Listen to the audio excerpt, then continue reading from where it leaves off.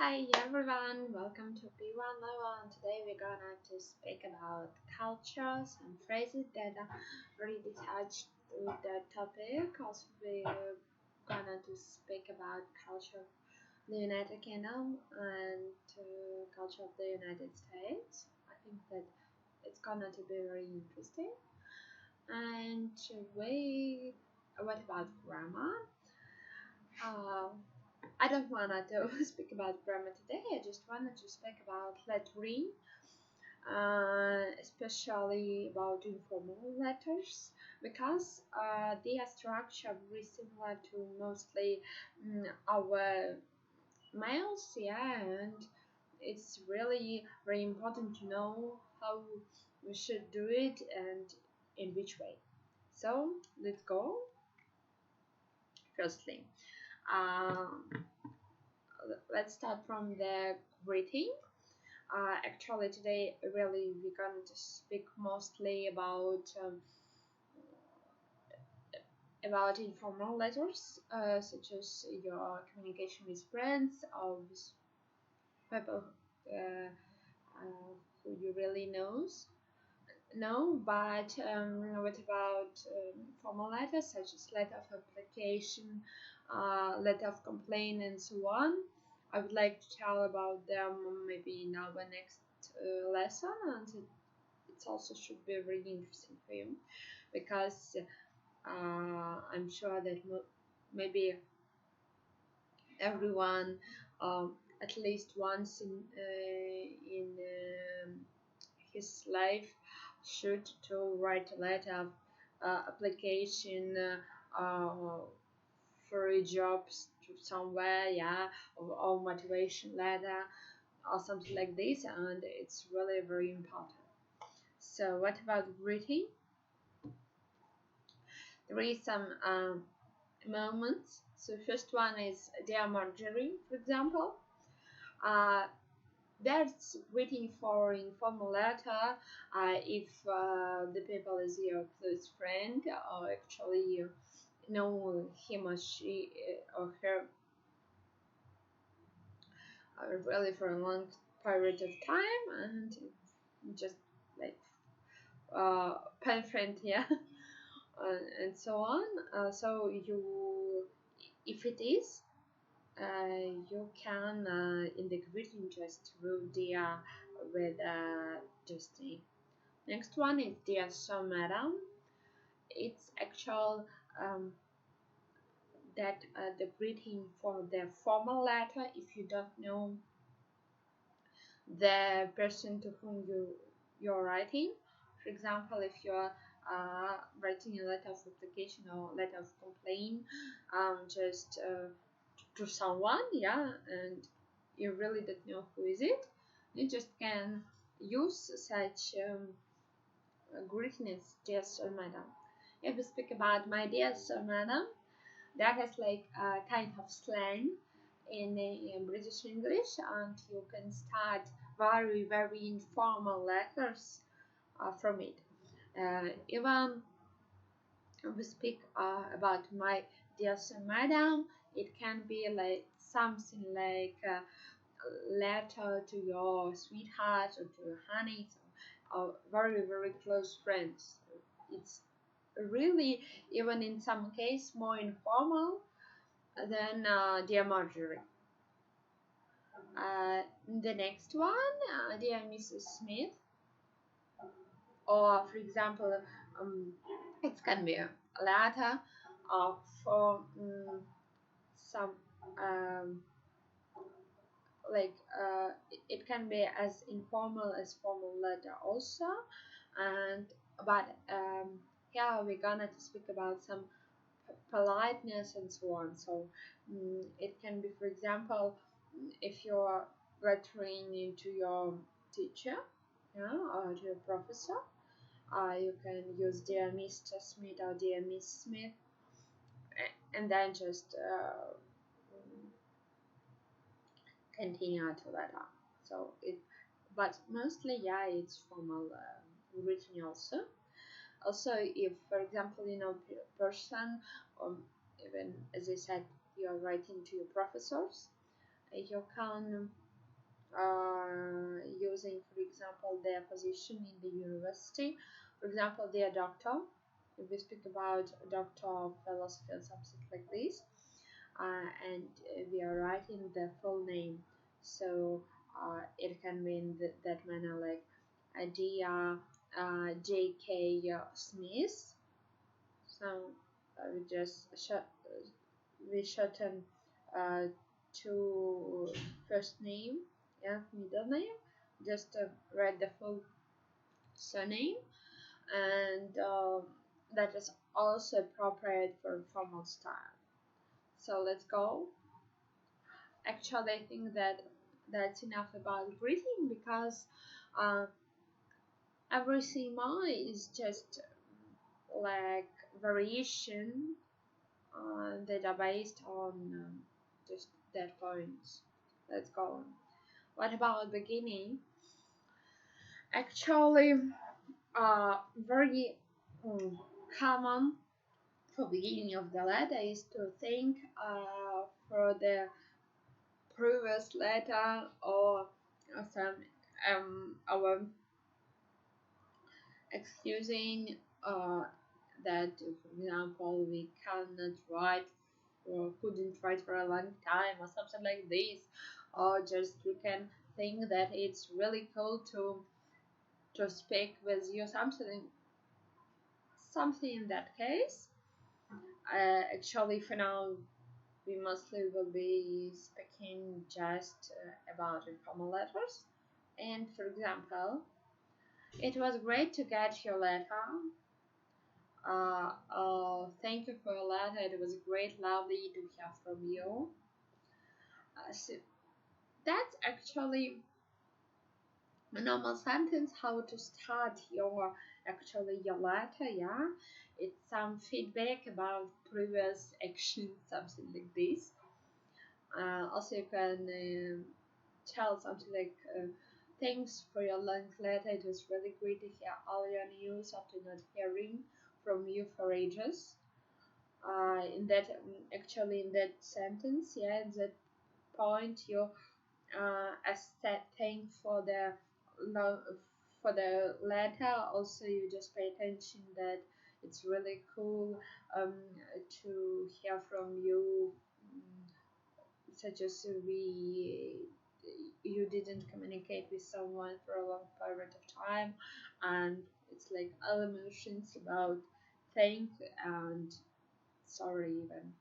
Next one is sorry I haven't written for so long, but for example here you can put the case why you cannot couldn't write some letters.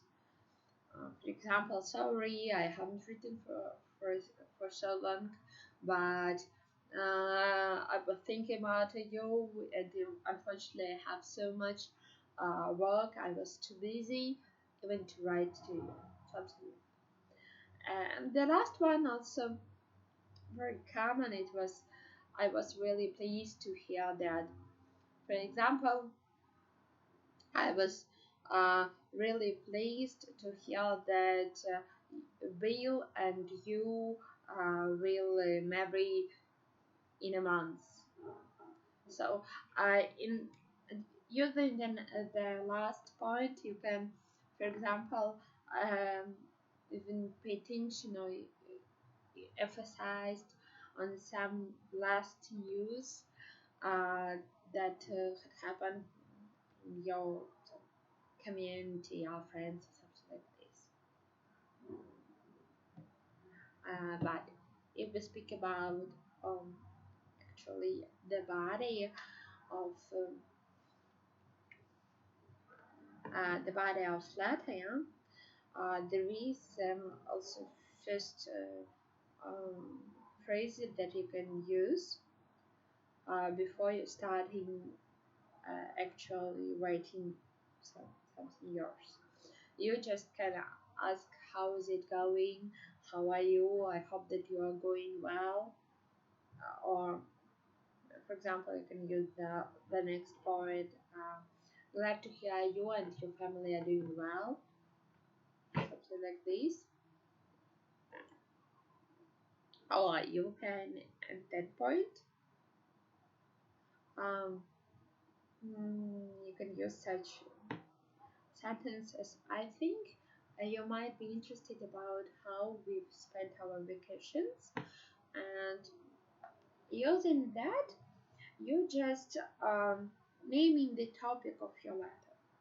Actually you just that sentence explain to um, the person who will get your letter, then mainly the letter will be about my vacations and my adventures at vacations and something like this. Why? Also, in the body you can describing about your deals. For example, I'm leaving school and preparing for exams to the university. For now, I'm very busy, and I hope that, for example, for the summer, I can visit you, and we will have really funny adventures at the seaside. Something like this. Also, in the body, you can put some questions about you're waiting from the next letter, for example. And how are you going to spend your summer vacations? That means that I'm interested to get a letter from you where you're gonna to describe your plans.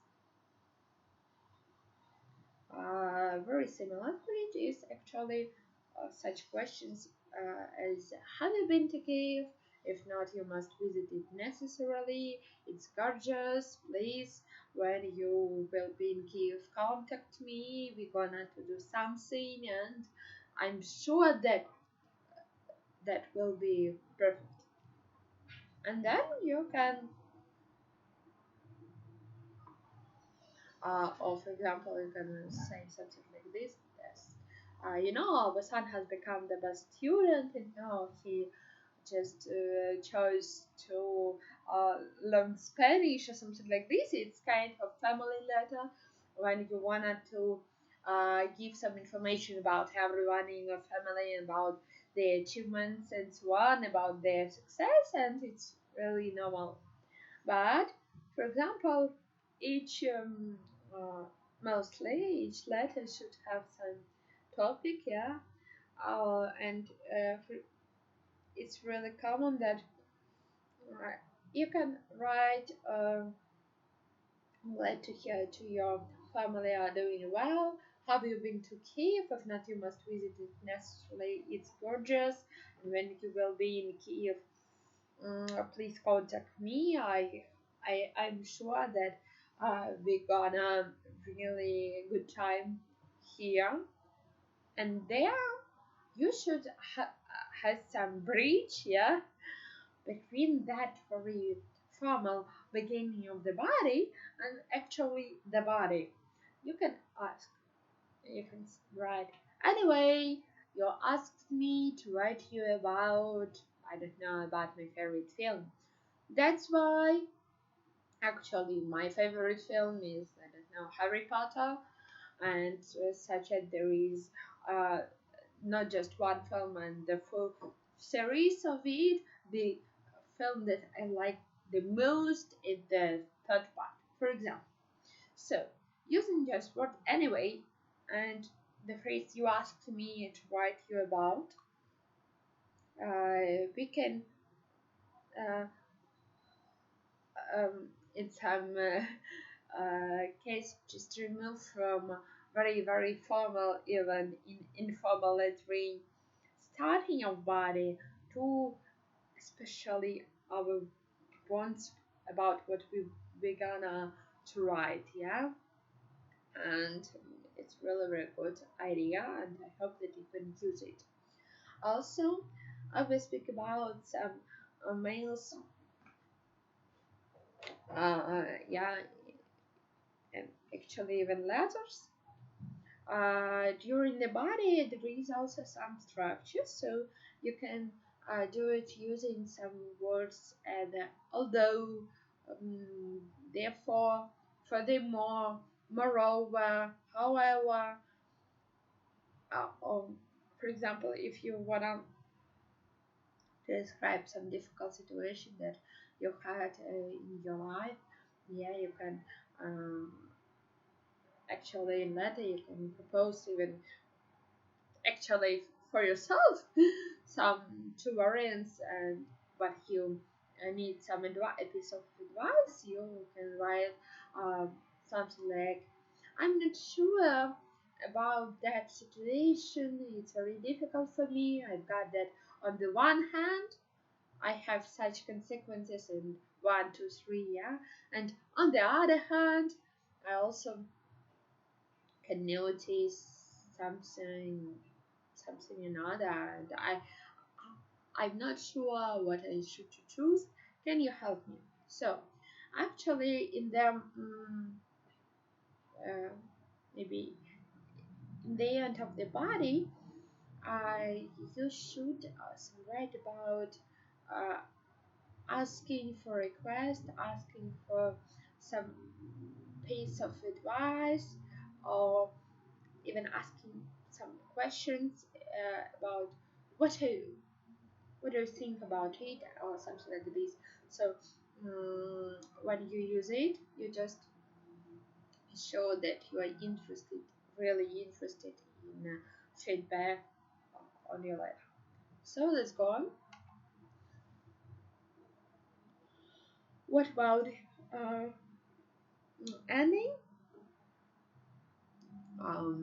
You can use especially more ways like the separate paragraph, yeah, and you can write something like, I would really like to visit me this summer, write to me and tell me your plans, or please give some regards or love to your family, for example, yeah, and write and tell me your plans for. So it's also like asking for the another for the feedback, yeah, for the letter in back, and it can be like using the phrases.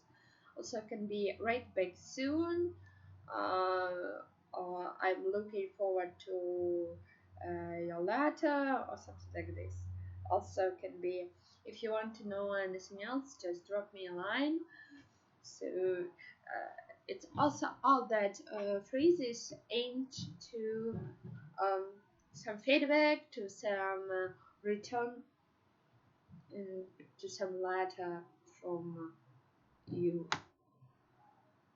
And actually, that is very common to use them also for to noticing some important point from the whole letter, for example. And also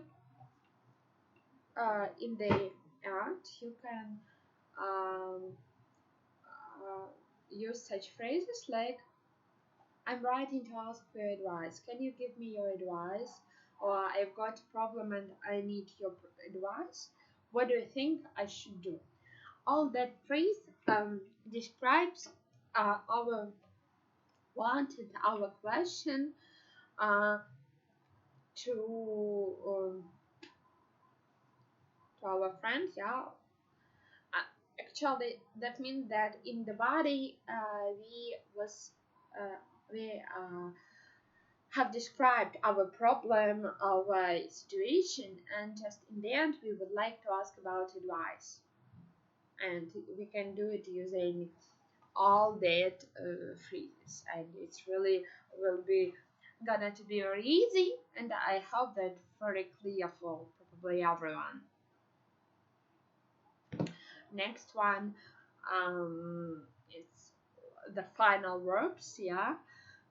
So if we speak about non-formal or informal letter, it should be best regards, best wishes, and name Jenna, but name should be in the next line. It can be just short phrases like bye, love, kisses, hugs. Yeah, it can be also with love or with enormous love, something like this. If really it's very close person for you or something like this, or can be just X. What does it mean? X means kiss you. XO means kiss and hug. And then you just put your name and it's like ending, common ending.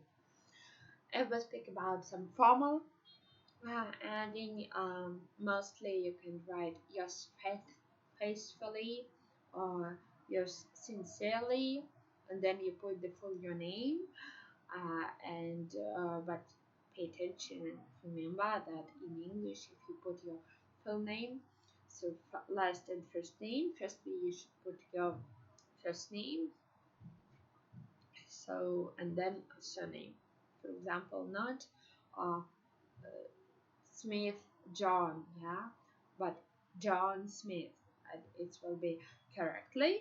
And in oh my god, in informal lettering, it's really maybe the most popular lettering is really yours faithfully or yours sincerely, but also you can use best regards, best wishes, and that's all. Yeah, because my love kisses X and XO, it's too much informal even. So I hope that you have some general image of letter, how it can be found. Yeah, surely you're going to speak about formal letters. We're gonna to speak about um, um, more strict structure. Yeah, about some specials, special paragraphs and something like this.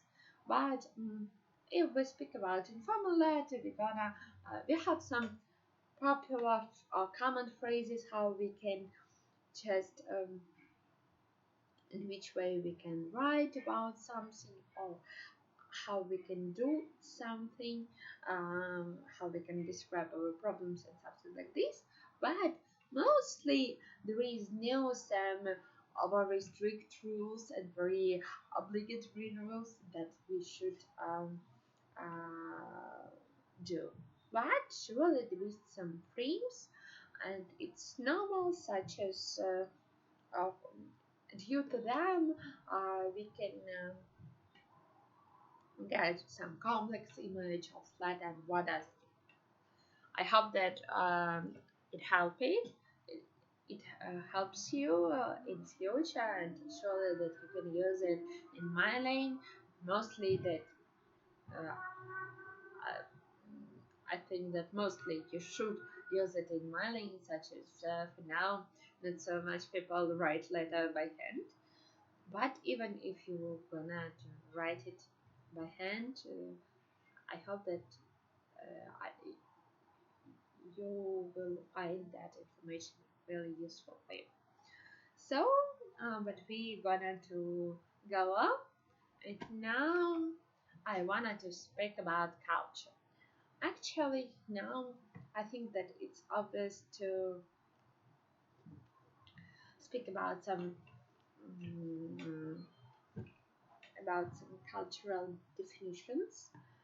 Yeah, because if we try to describe culture of some countries or even of some nation, we should understand what is in the fundament, yeah, and that's why what is culture. If we wanna to speak shortly, culture is the way of life for a group of people with some traditions, with some um, common beliefs, values, and perceptions. But what does it mean, values, perceptions, and beliefs? We're gonna to know a little bit later. So there is also cultural diffusion. It's spreading of culture from one region of the world to another. For example, there is a huge case of cultural diffusion when, for example, the America, the USA, not it wasn't, they say now there. It just when the continent of Northern America was founded, was discovered, a lot of mm, a lot of nations just uh, was going there actually and staying there. It was like a lot of Spanish, British, French, and so on. Just they were removed, yeah, in some cases to America. Also, if we speak about slaves, they were going from Africa to America, and they surely brought their culture to this new continent. But in case of they have really a lot of cultures, a lot of representatives of the culture there. They should mix and maybe cooperate with each other. But that is really good example of cultural diffusion. Next one is values. Values, actually, it's, we can explain it as some morals, what you believe is right or wrong. So it's like according to values, we appreciate different things, and if that thing is really um, um, that thing is in the sphere of our value, yeah, we adopt it. We just say that, yeah, it's okay, it's right for me, and I accept it. If not, surely we understand that thing as something wrong, as something that not good for me, and we cannot think about it as about something that can work. Actually, perceptions. It's how you view or see the world, your point of view. So it's like a worldview, yeah, and according to it, we build our values also, and both of them are parts of culture. Conformity, I think that it's very easy. It's accepting the rules and customs around you so that you can fit in and adapt to the local culture. Actually, yeah, it's maybe the main case if we speak about it. It's adaptation, something like this. But you moving or when you are going to some new country, you should really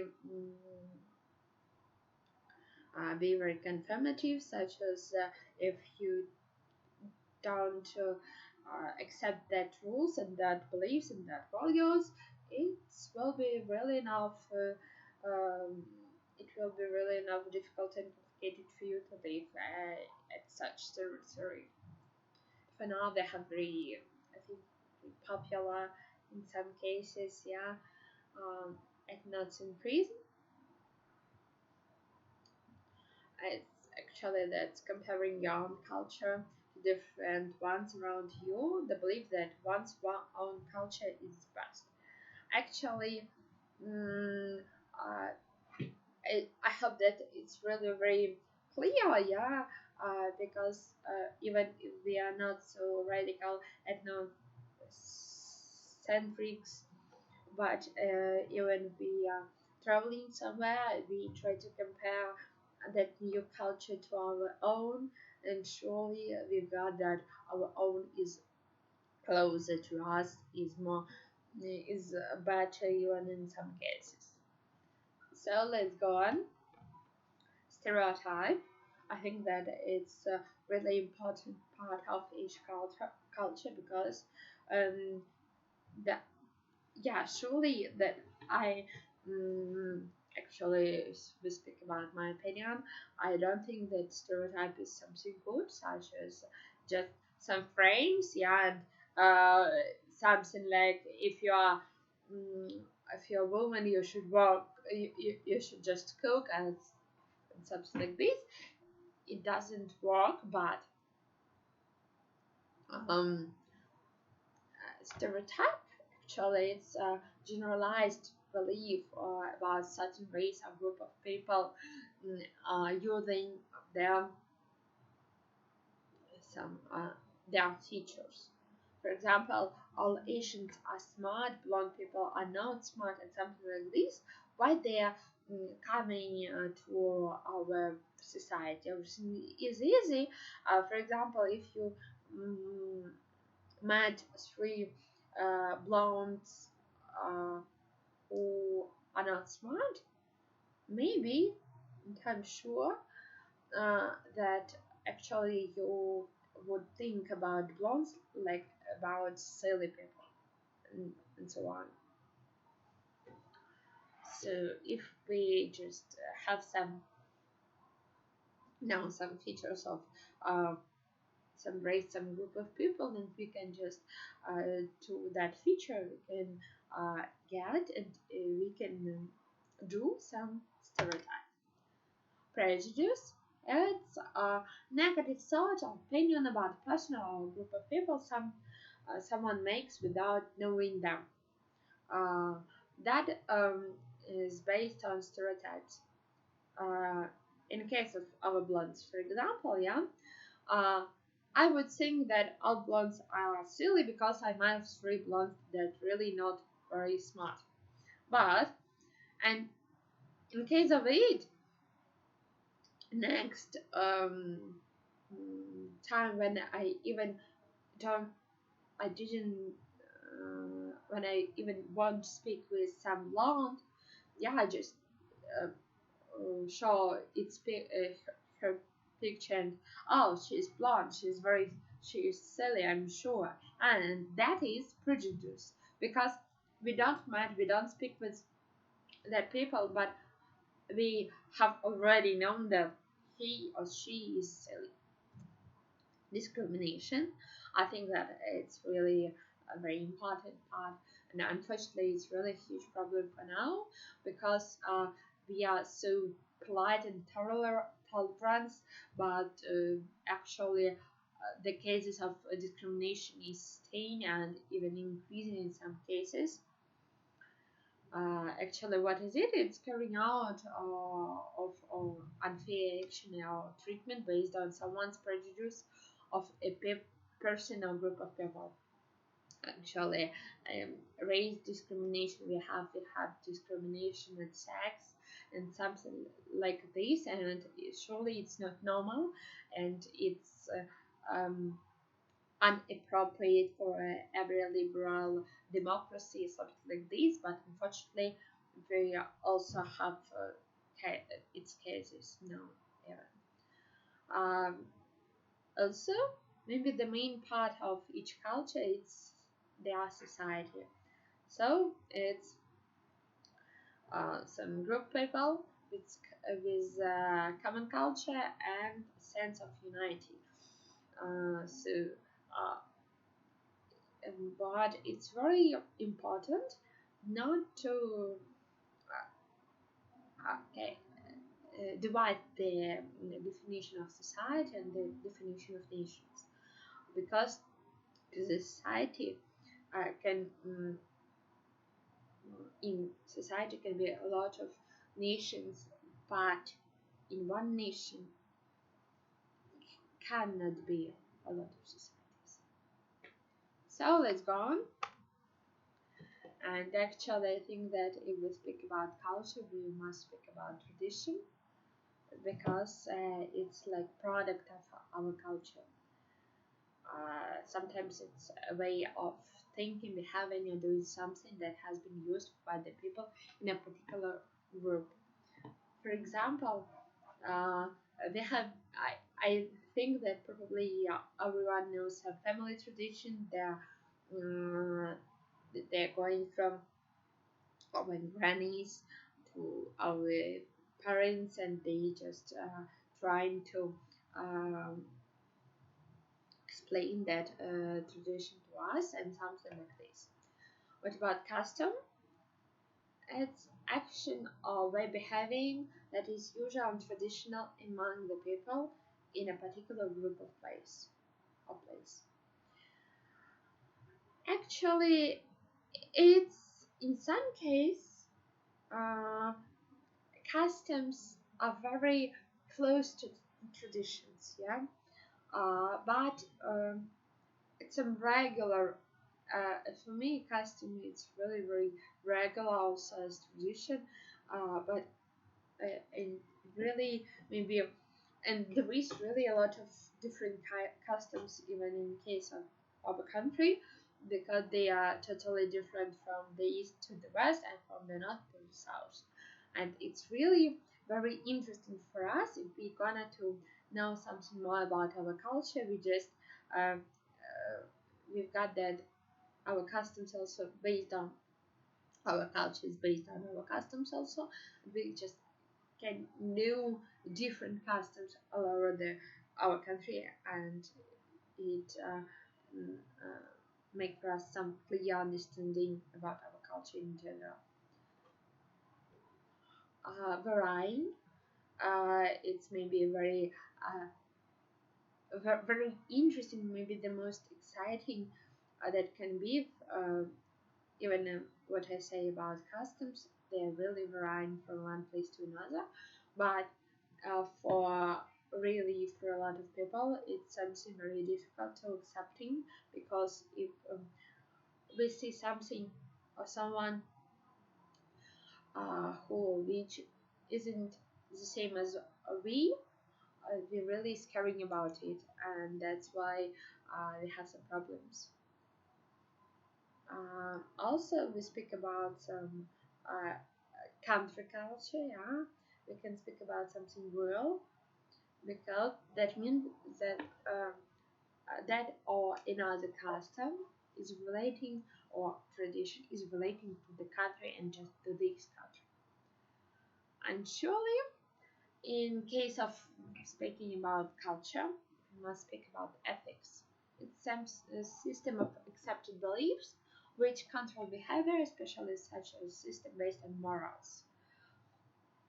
Yeah, we have moral ethics, we have some professional ethics, and so on. And surely it's totally different kinds of beliefs, but ethics control us, and because we are controlling by law, it's clear, and it's really very easy to understand. But ethics, I think, even in more cases control us. And if we speak about Immanuel Kant, yeah, moral imperative, it's actually about ethics controlling. But we speak so much about beliefs, but what does it actually? For me, there is some three main definition, or maybe a possible meaning of that word. Firstly, it's mental act, condition, or habit of placing trust or confidence in another. For example, my belief in you is as strong as ever. Actually, I can say that in that meaning, belief means vira in Ukrainian. Next one is mental acceptance of and conviction in the truth, actuality or validity of something, His explanation of what happened defies belief. That means here we've got belief as something that totally very, very, very common to valid, yeah, and to the truth. And last one is something believed or accepted as truth, especially as particular tenet or a body of tenets accepted by a group of persons. Actually, that meaning is вірування. So, if we speak about our beliefs, in case of some culture according to some customs and traditions. Yeah, we're gonna to speak especially about the third meaning about вірування. Not so um, uh, often as we speak about mental act, but also as for me very important part of now for our culture is globalization, such as actually that some protests when our cultural things are becoming really small and smaller every day, because we gotta to create some culturalism and so on.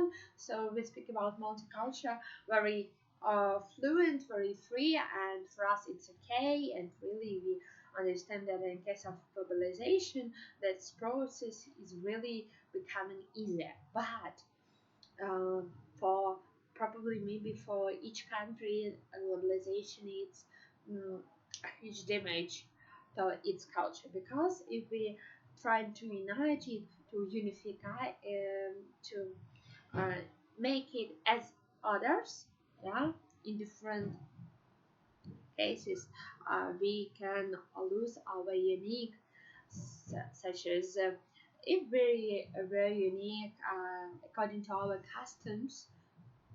A few centuries ago, for now we've got that our customs, it's not appropriate for example, liberal democracy, and that's why we need to just to do something with them, so to refuse from them, I just because we wanna to be globalized. But just very clear that refusing from our customs, we just losing our unique. Also, but on the other hand, we've got that mixing their cultures. It's really something amazing about cultural dialogue and so on, because we have more opportunities, and actually we can have more knowledge about each other, and more chance to cooperate. And really, I think that globalization is very difficult process for everyone, because not everyone can accept it. Actually, for now, I would like to speak about some culture of United Kingdom and United States, because I think that it's a very their culture really different, and not even if we speak about British, yeah, we've got their culture very calm, cold-minded, very strict, and their customs really are very old. Customs and traditions of that culture is really very old, and they are probably didn't have any changes inside it. If we speak about American culture, it's some new point, just new breeze. Yeah, it's mixing of different cultures inside it. Yeah, there is really a lot of new customs, and that customs just was changing day after day, because there were a lot of nations and so on, and a lot of cultures inside it, and they need to cooperate between each other, and they should change their customs to their beliefs, even to be understood by someone, or to be accepted and so on. But actually, I think that a culture of that countries are very interesting. If we discover the culture of United Kingdom, yeah, uh, we've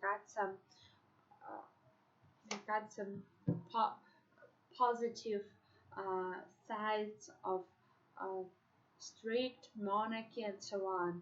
We've got that they have a lot of tradition about their queen and so on, but it's cool because they try to keep that traditions without changes, and it's really probably we've got that the culture of UK maybe a few centuries ago is very similar to culture now, and that's why nowadays, and we have some opportunity to get that specials. But I don't speak that their cultural background is very boring. No, they have a lot of differences, a lot of changes. We speak about years of development. United Kingdom of its getting from empire to kingdom and so on. But I'd rather wanted to speak about some things and some common spirit of that changes, and that makes their culture very interesting for us. We would like to know about it or something like it. Also, if we speak about America, surely that country is really younger than the United Kingdom. So it's a story maybe as about one country starts in the end of the 18th century, but surely from the 15th, and then from the end of the 15th century, our old world knew about that continent. And actually, surely they had really more quickly changes and so on. That changes as faster and maybe more active, such as not so long, not so some very cold-minded.